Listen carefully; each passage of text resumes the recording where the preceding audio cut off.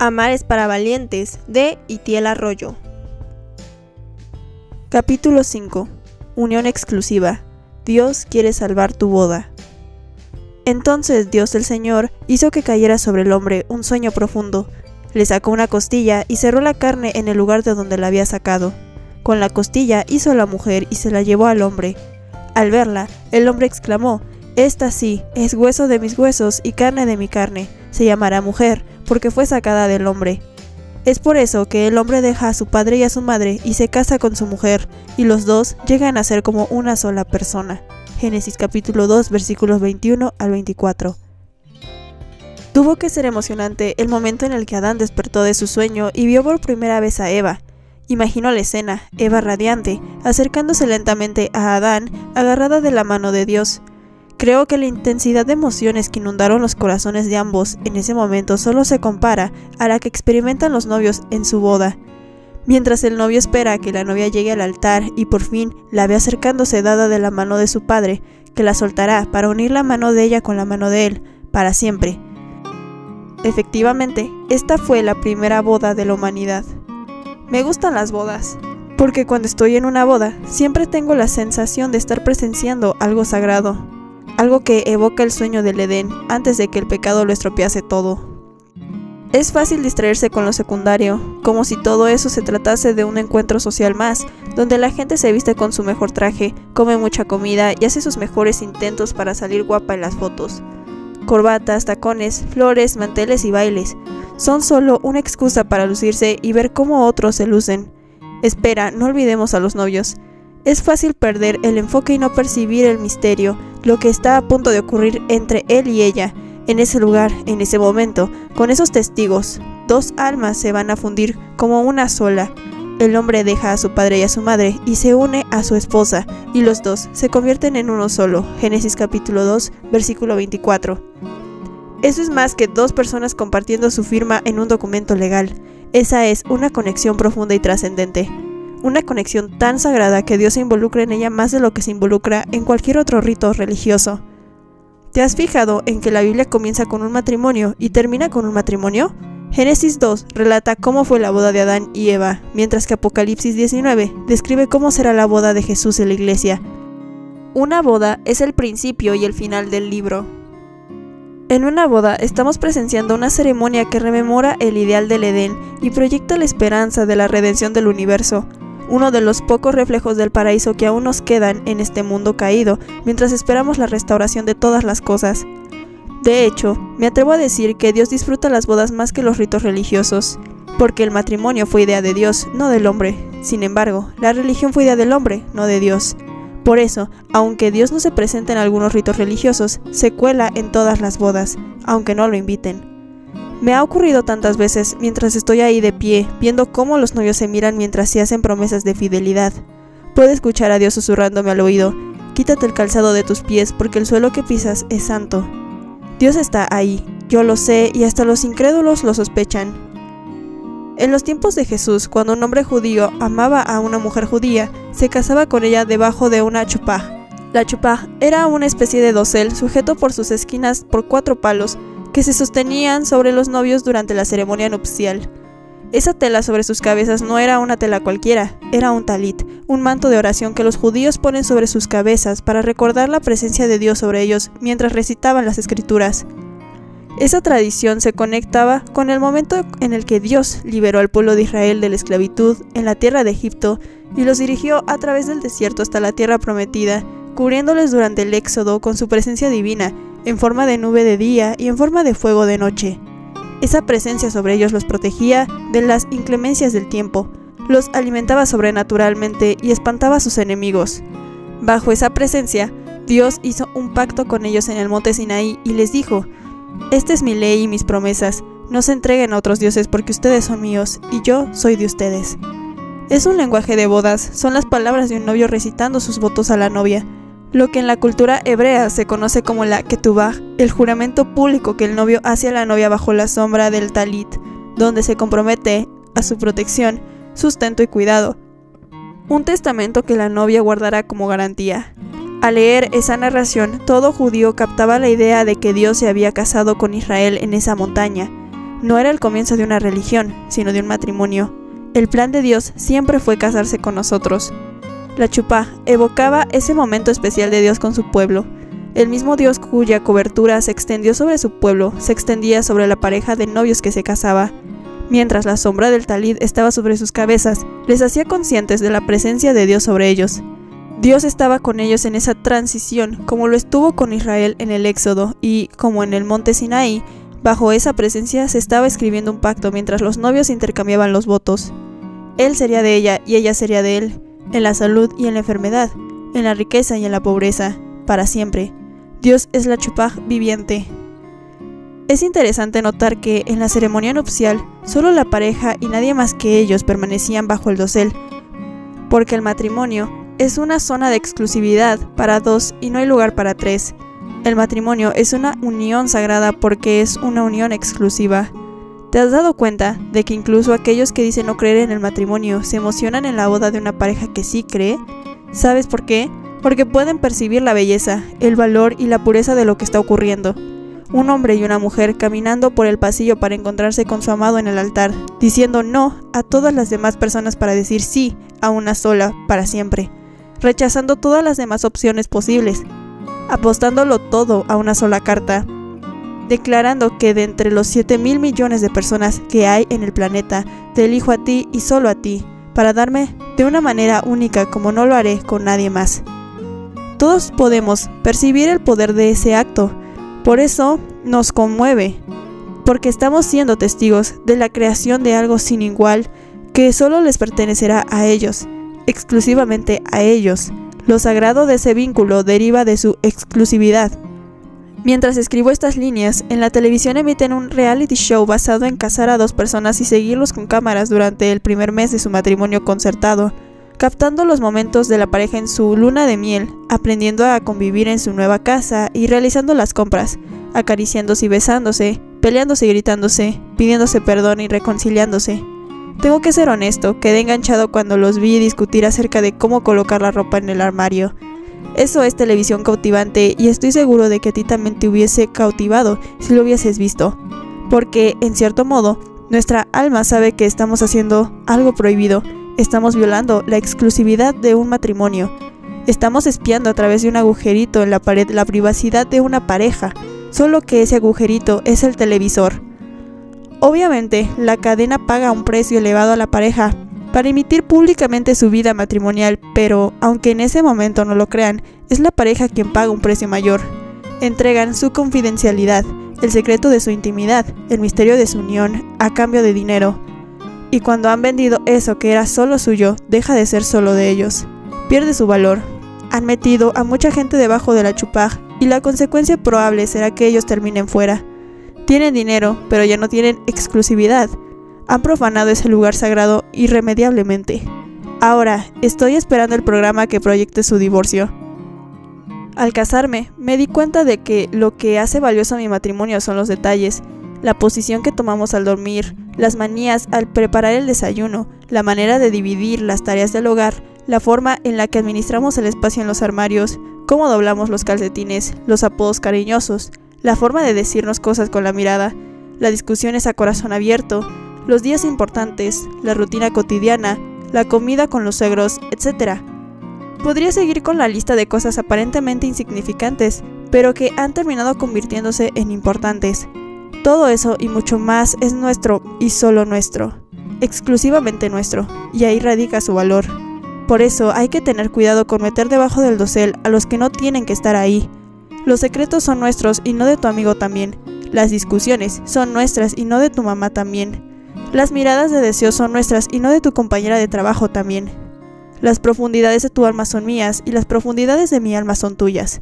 Toda esta profundidad para explorar es nuestra. Forma parte de nuestra unión espiritual, emocional, intelectual, física y material. Génesis resume esto con una palabra muy significativa en hebreo, yada. Conoció Adán a su mujer Eva, Génesis capítulo 4, versículo 1. La palabra yada se ha traducido al español como conocer, pero su significado amplificado es conocer completamente y ser completamente conocido. Conocer, en hebreo, es mucho más que acumular información acerca de la otra persona. Se trata de experimentar a la otra persona. Simbólicamente, podría representarse como el acto de nadar en las profundidades del alma de otra persona. Sin duda, esa palabra evoca un acceso exclusivo a los secretos del corazón del otro. Hace poco participé en una boda al estilo judío y me fascinó el símbolo con el cual concluyeron la ceremonia. Se les sirvió vino a los novios en una copa de cristal y los dos bebieron de ella hasta no quedar una sola gota. Después, la novia puso la copa a los pies del novio y ésta la pisó con fuerza, rompiéndola en pedazos delante de todos, mientras el salón era inundado con gritos de alegría. Se le puede dar interpretaciones diferentes a esta costumbre tan pintoresca, pero creo que una de las más hermosas es la que destaca que de esa copa que han bebido los novios nadie más beberá. Ya nadie podrá usarla y será su copa exclusiva para siempre. Al terminar de intercambiarse los votos, los novios todavía no estaban casados. Debían ser acompañados por sus familias y amigos al lugar donde sellarían su unión, una tienda muy especial llamada el Tálamo Nupcial. Una tienda acondicionada especialmente para facilitar la unión sexual de los novios, con una mesa llena de frutos, dulces y vino, alfombras y cojines, y una cama decorada con todo lujo de detalles. Porque sin unión sexual no hay unión de almas, no hay matrimonio. Un beso en la boca era la señal pública de lo que los novios harían en la privacidad del tálamo nupcial, porque antes y ahora las relaciones sexuales comienzan con un beso. Y ese era su primer beso de los 1000 que se darían en los siguientes minutos, de los millones que se darían en los próximos años. Ese encuentro sexual era esperado, deseado y demandado por los testigos. Hasta que ese encuentro no se producía, no comenzaba la fiesta de la boda. No había el surgimiento de una nueva familia sin unión sexual, por lo que no había nada que celebrar hasta que ese encuentro íntimo no se produjese. Por eso, los familiares colocaban la chupaj sobre la cama nupcial y esperaban fuera mientras se sellaba la unión a través del coito. Sí, lo has leído bien. La familia esperaba fuera, cantando canciones para inspirar a los que estaban dentro. Su papá y su suegra, sin ningún tipo de vergüenza, sino con su aprobación. Porque el sexo no fue diseñado para ser un secreto incómodo, algo que se hace a escondidas en un motel, sino como algo íntimo para el matrimonio, pero digno de ser celebrado por las personas importantes en la vida de la pareja. Mucho menos el sexo fue creado para producir culpa delante de Dios, sino para traer gozo a su corazón. Bajo el talit, se acariciaban con pasión, se presionaban el uno contra el otro con un abrazo tan intenso con el que casi se traspasaban la piel y se acariciaban el alma. Se escurrían sobre el cuerpo del otro, ayudados por el sudor del que se entrega sin medida. Mirándose a los ojos, respiraban el aliento de su amado, descubrían el sabor de sus labios y el olor de su pelo. Bajo la presencia de Dios hacían el amor, porque Dios es el Dios del amor. Y el Dios del sexo, porque Dios creó el sexo para amar. En definitiva, el sexo en el matrimonio es algo digno, bendecido por la presencia de Dios y celebrado por la familia. Cuando los novios salían del tálamo nupcial, los padres de ellos entraban en busca de las marcas de sangre virginal de la mujer sobre la cama para validar el matrimonio. Entiende esto, aunque te resulte incómodo. A pesar de que la verdadera virginidad está más relacionada con el alma que con el cuerpo, el derramamiento de sangre está involucrado en el acto sexual de la pareja virgen. Porque para Dios el matrimonio no es un contrato humano que se firma con tinta, es un pacto espiritual que se sella con sangre. Porque en el mundo de Dios todo pacto se confirma con sangre, eso es espiritual. Me atrevería a decir que no hay nada más exclusivo en la pareja que sus encuentros sexuales. Les pertenece a ellos y no debe compartirse con nadie más. Sin embargo, en una sociedad donde el sexo se proyecta en las pantallas, se vende por internet y se practica sin compromiso, es fácil olvidar que el sexo es espiritual. Nos han hecho creer que es solo carne, nos han hecho pensar que solo es intercambio de fluidos, nos han convencido de que solo es instinto. Nos lo han presentado como simple apareamiento, como en un documental de National Geographic. De hecho, muchos de los encuentros sexuales en nuestra cultura se parecen demasiado a eso. Solo hay que escuchar cómo hablamos para saber cómo pensamos. No te fíes de ese zorro, es una loba en la cama, fui presa de sus encantos, fue una noche salvaje. Reducir el sexo a algo animal, sin ningún propósito trascendente, pura biología, punto. Pero Dios dice que el sexo es espiritual. De hecho, pocas cosas son tan espirituales como el sexo. Es una unión misteriosa donde las almas se funden mientras los cuerpos se unen. Los dos llegan a ser como una sola persona, Génesis capítulo 2, versículo 24. Esta unión misteriosa de dos personas que siguen preservando su identidad individual, pero al mismo tiempo se convierten en un solo ser, apunta a algo que nos trasciende. Por eso, Dios demanda que esos encuentros sexuales se produzcan dentro del pacto matrimonial, para proteger la conexión. Vale la pena luchar por preservar ese vínculo espiritual y la evidencia es que pocas cosas son más atacadas por Satanás que esa conexión tan especial. La Biblia dice que Dios espera que sus hijos reflejen en este mundo lo que Él es, o mejor dicho, quién es Él. Entonces Dios dijo, hagamos a los seres humanos a nuestra imagen, a nuestra semejanza, para que ejerzan poder sobre los peces, las aves, los animales domésticos y salvajes, y sobre los reptiles. De modo que Dios creó a los seres humanos a su imagen. Sí, a su imagen Dios los creó. Y Dios los creó hombre y mujer. Génesis capítulo 1, versículos 26 al 27. En el Antiguo Oriente, en el contexto en el que fueron escritas estas palabras, los templos eran lugares de adoración y se creía que en ellos residía la presencia de algún dios en particular. En esos lugares sagrados se colocaba un ídolo hecho de piedra, metal o madera para que representase la imagen visible de ese dios. Así, la gente podría saber cómo era ese dios, qué representaba. El huerto del Edén era un lugar sagrado, un lugar lleno de la presencia del Dios verdadero. Pero en este templo Dios no quería un ídolo que le representase, quería que el ser humano fuese su imagen. Si alguien quería saber cómo era Dios, qué representaba, solo tenía que mirar al hombre. De hecho, podemos observar cómo el decálogo de la ley prohibía expresamente hacer una figura representativa de Dios, porque para Dios solo el ser humano es su imagen. Ese era el plan original, pero el pecado lo distorsionó. Pero, ¿quién de los dos era la imagen más precisa de Dios, el hombre o la mujer? ¿Quién lo representaba mejor? La respuesta se encuentra en la palabra Echad. Echad es la palabra en hebreo que se utiliza en Génesis capítulo 2 versículo 24 para decir que Adán y Eva se hacen uno, y es la misma palabra en hebreo que se utilizaba en Deuteronomio 6:4 para decir que Dios es uno. ¿Puedes captar a dónde quiero llegar? Adán fue creado a imagen de Dios y le representaba en este mundo de muchas maneras. Eva fue creada también a imagen de Dios y le representaba en este mundo de otras muchas maneras. Sin embargo, la unión de Adán y Eva era la máxima representación de la Trinidad sobre la tierra. Adán y Eva eran uno como Dios es uno. En su unión reflejaba la naturaleza de la divinidad, tan inexplicable pero hermosa como el misterio de la Trinidad. Por lo tanto, la finalidad del matrimonio no es el matrimonio en sí mismo, sino señalar a alguien que está más allá de ellos. Dios.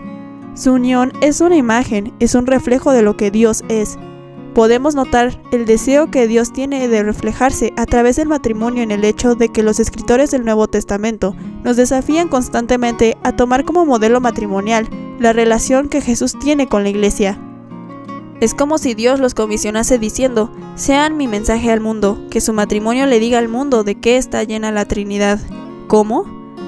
Manteniéndose unidos cuando separarse sería la opción más sencilla. Cuando el mundo vea que a pesar de las dificultades siguen creyendo el uno en el otro, que a pesar de las ofensas se perdonan mutuamente y que a pesar de las opciones siguen eligiéndose el uno al otro una vez más, podrá entender que la Trinidad está llena de eso, llena de perseverancia, perdón y compromiso. En otras palabras, Dios espera que el matrimonio sea el evangelio que otros puedan leer, no por contar una historia perfecta, sino por contar la historia de un amor que persiste, que no se rinde. Por esa razón, cuando un matrimonio se rompe en la iglesia, el evangelio pierde credibilidad ante el mundo. No es casualidad que Jesús orase por sus discípulos, esa oración que fue tan urgente entonces como lo es ahora, que todos estén unidos. Padre, así como tú estás en mí y yo en ti, para que el mundo crea. Lo que Jesús estaba diciendo es que la unidad es un asunto de credibilidad delante del mundo. La gente no tiene por qué creernos, aunque prediquemos el mensaje correcto, si no nos ve unidos. Cuando permitimos que los índices de divorcio en la iglesia sean exactamente iguales a los de la sociedad, nuestro mensaje pierde credibilidad. Probablemente la aceptación del divorcio en nuestras iglesias como una opción válida para resolver los problemas han sido una de las mayores victorias del infierno. Hace unos meses volvió a ocurrir esta tragedia una vez más. 2 amigos nuestros se divorciaron. Era un matrimonio comprometido en el servicio de la iglesia local, que a los ojos de sus amigos componían una preciosa pareja. Obviamente tenían sus desafíos como todos los matrimonios, pero se percibían como una pareja que se complementaba muy bien. Cuando nos dijeron que habían decidido divorciarse, casi me atraganto con el café. No podía creer el argumento para justificar el final de su matrimonio. Dijeron, se acabó el amor, somos unos excelentes compañeros de piso, pero ya no hay pasión entre nosotros. A lo que yo respondí, no se les acabó el amor, se les acabaron las ganas de mantenerlo vivo. El amor no se acaba, lo dejas morir. El amor no es como la energía en una batería, que se gasta con el uso. El amor es como una planta, cuya vida depende de ser regada. Simplemente se les acabaron las ganas de cuidar esa planta que sembraron juntos el día de su boda. No quiero ser insensible con aquellos que deciden ponerle fin a su matrimonio, porque entiendo que existen razones para divorciarse. Cuando la violencia, el abuso o la infidelidad intoxican una relación, asesinan el amor. Pero me preocupa que nuestra generación asuma que el divorcio es una buena opción para solucionar los problemas de convivencia. Quizá esta manera tan cobarde de amarnos está inspirada en una sociedad de consumo que tira rápidamente a la basura lo que se rompe y se compra algo nuevo. Nuestro primer año de matrimonio también fue difícil, porque unir a dos y hacerlos uno siempre implica fricciones. Algunas de mis estupideces provocaron más de una discusión. Por ejemplo, mi idea ridícula de que podía seguir manteniendo hábitos de soltero estando casados, como decidir a qué hora me metía en la cama. Aún recuerdo cuando mi esposa se preparaba para irse a dormir y me invitaba a acompañarla. Ella estaba convencida de que ser matrimonio era irse a dormir a la vez, pero yo, que estaba acostumbrado a trasnochar, me negué varias veces a meterme en la cama tan pronto, lo que provocó una fuerte exhortación de mi esposa. Si querías vivir como un soltero, no te hubieras casado. Y aunque mi esposa tenía razón, mi soberbia me hacía contestarle, pues quizá no debería haberme casado contigo. Lo preocupante no eran los desacuerdos, sino que tomamos como costumbre amenazar al otro con el divorcio. Aunque no lo pensábamos en realidad, usábamos esa amenaza para manipular la situación. Pero un día el Espíritu Santo me confrontó con dureza diciéndome, no habrá futuro para su matrimonio hasta que no arranquen esa maldita palabra de su vocabulario. Después de esa confrontación, comprendí que, para el que ama de verdad, el divorcio no es una opción, y acordamos que jamás volveríamos a usar esa palabra en nuestras discusiones. Por eso, cuando peleamos, no nos queda otro remedio que arreglarlo, porque escapar ya no está dentro de nuestras opciones. Dios espera que un día podamos mirar a nuestra pareja y exclamar, ella es hueso de mis huesos y carne de mi carne.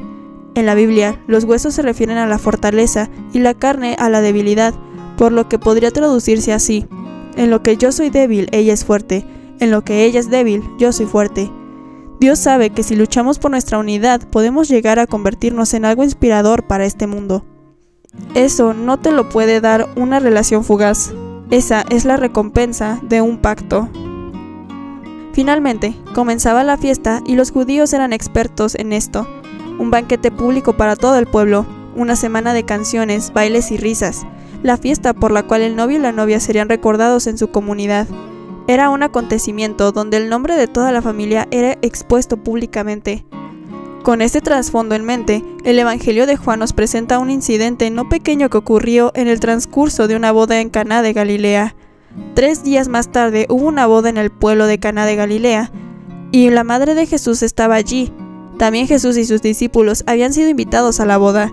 El vino se acabó y entonces la madre de Jesús le dijo, ya no tienen vino. Juan capítulo 2 versículos del 1 al 3. Para los judíos, el hecho de que el vino se hubiese agotado en una celebración social tan importante como esa no era un error que pasaría inadvertido. En una cultura basada en el honor, representaba una vergüenza para la familia. El vino era el elemento más importante de un banquete en Oriente y probablemente se había agotado cuando todavía faltaban unos días para concluir la celebración. Si el vino se acababa la fiesta y la risa de los novios se convertía en llanto. Entonces Jesús se identificó con el dolor de esta pareja e hizo un milagro. Convirtió 600 litros de agua en vino, suficiente para alargar la fiesta todo lo necesario y salvar el honor de la familia. Además, la calidad del vino hizo que la pareja fuese alabada por la comunidad. El Evangelio describe este milagro como la primera señal de Jesús. Ahora, todos sabemos que la función de las señales es apuntar a algo más importante que la señal en sí misma. Pero si te quedas absorto mirando la señal, puedes perderte aquello a lo que señala.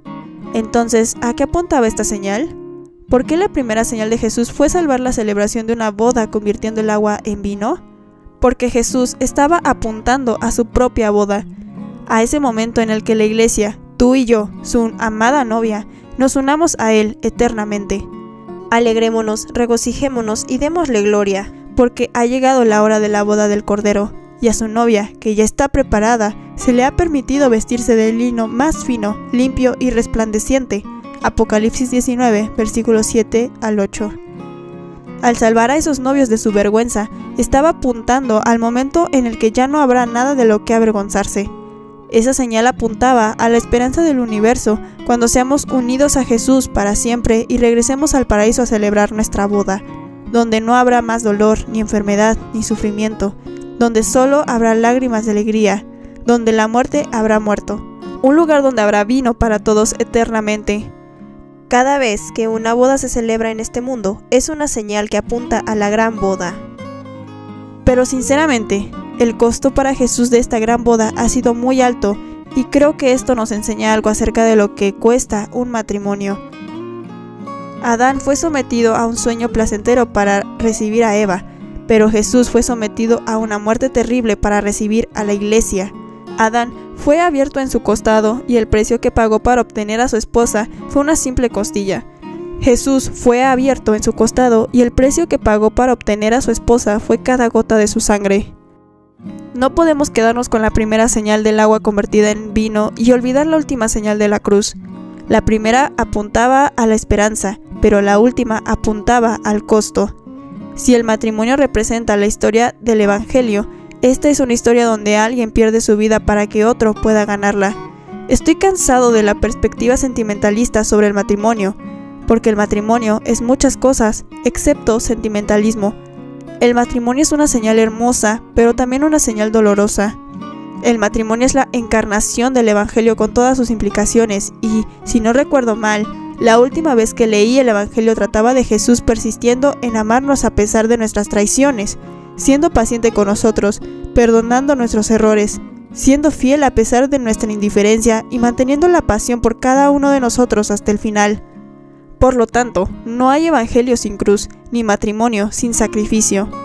No es casualidad que en nuestra cultura usemos la expresión llevar al altar como sinónimo de casarse con alguien, porque tanto un matrimonio como un altar son el lugar donde se hacen los sacrificios a Dios. Cualquier sacrificio que se haga por amor en un matrimonio es una ofrenda a Dios. Pero Jesús, el novio, nos recuerda algo que no debemos olvidar. Aunque el costo fue muy alto, cuando el Padre traiga de la mano a la radiante novia y una sus manos, todo sacrificio quedará recompensado eternamente.